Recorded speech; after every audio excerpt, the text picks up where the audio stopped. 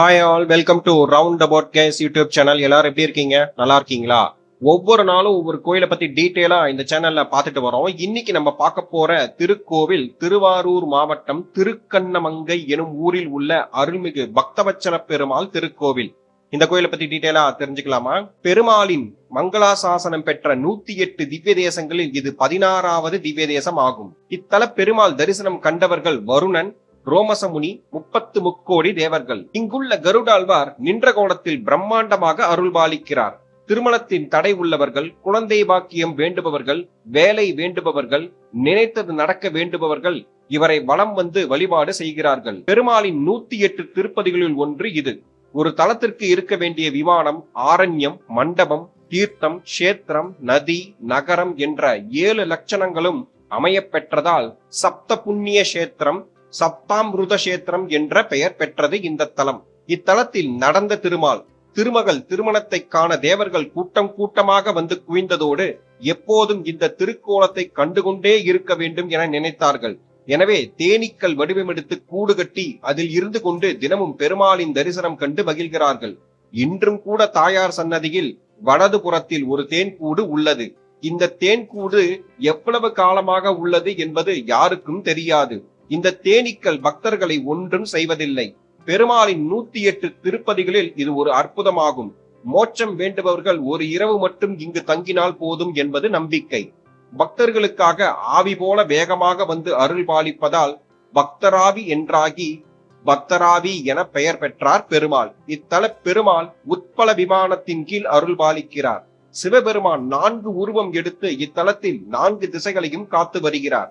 பொதுவாக எல்லா கோவில்களிலும் 4 திருக்கரங்களுடன் விளங்கும் விஸ்வசேனர் பெருமாளின் சார்பாக லக்ஷ்மியை சந்திக்க சென்றதால் 2 திருக்கரங்களுடன் அழகிய வடிவில் அருள்பாலிக்கிறார். மகாவிஷ்ணு வாமன அவதாரம் எடுத்த போது வானத்தை அளந்த காலை பிரம்மன் தன் கமண்டல நீரால் அபிஷேகம் செய்தார். அதிலிருந்து தெரித்து விழுந்த ஒரு துளி இவ்விடத்தில் விழுந்தது. அதுவே தர்ஷன புஷ்கரணி ஆனது. சந்திரன் தனக்கு ஏற்பட்ட சாபம் நீங்க அலைந்த போது இந்த புஷ்கரணியை கண்டான். இதை பார்த்த உடனேயே அவனது சாபம் தீர்ந்தது. எனவேதான் இதற்கு தர்ஷன புஷ்கரணி என்று பெயர் ஏற்பட்டது. இங்குள்ள தாயாரை பெருமாள் இந்த தீர்த்தத்தால் அபிஷேகம் செய்து பட்ட மகிழ்ச்சி ஆக்கினார். இதனால் இந்த தாயாருக்கு அபிஷேகவல்லி என்று பெயர். 4000 திவ்ய பிரபந்தத்தை தொகுத்த நாதமுனிகளுக்கு திருக்கண்ணமங்கையாண்டான் என்ற சீடர் ஒருவர் இருந்தார். இவ்வூரில் பிறந்த இவர் பெருமாளிடம் மிகுந்த ஈடுபாடு கொண்டார். கோவிலை சுத்தம் செய்து பெருமாளே அடைக்கலம் என்று இருந்தார். ஒரு நாள் இவர் வேத பாராயணம் செய்து கொண்டே நாய் வடிவம் கொண்டு மூலஸ்தானத்திற்குள் ஓடி ஜோதியாகி இறைவனுடன் கலந்தார். இன்றும் ஆனி மாதம் திருவோணம் நட்சத்திரம் இவரின் மகா நட்சத்திரமாக கொண்டாடப்படுகிறது.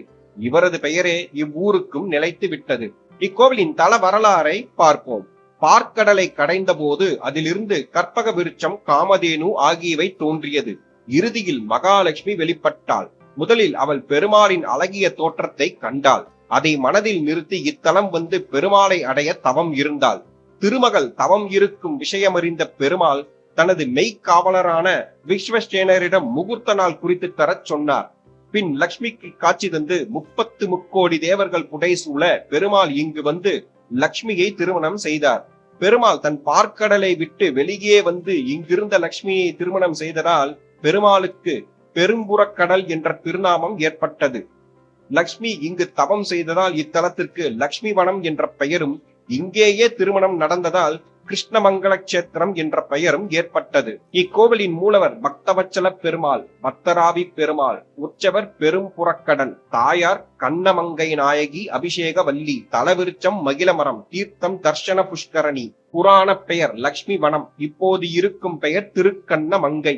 கோவில் திறந்திருக்கும் நேரம் காலை 8 மணி முதல் 12 மணி வரை, மாலை 5 மணி முதல் இரவு 8 மணி 30 நிமிடம் வரை திறந்திருக்கும். இக்கோவில் திருவாரூரில் இருந்து 5 கிலோமீட்டர் கும்பகோணம் செல்லும் ரோட்டில் திருக்கண்ணமங்கை அமைந்துள்ளது. அருகிலுள்ள ரயில் நிலையம் திருவாரூர், அருகிலுள்ள விமான நிலையம் திருச்சி. மீண்டும் ஒரு நல்ல பதிவில் உங்களை சந்திக்கிறேன். இந்த வீடியோ உங்களுக்கு பிடித்திருந்தால் லைக், ஷேர், சப்ஸ்கிரைப், கமெண்ட் செக்ஷனில் கமெண்ட் செய்யவும். நன்றி, வணக்கம்.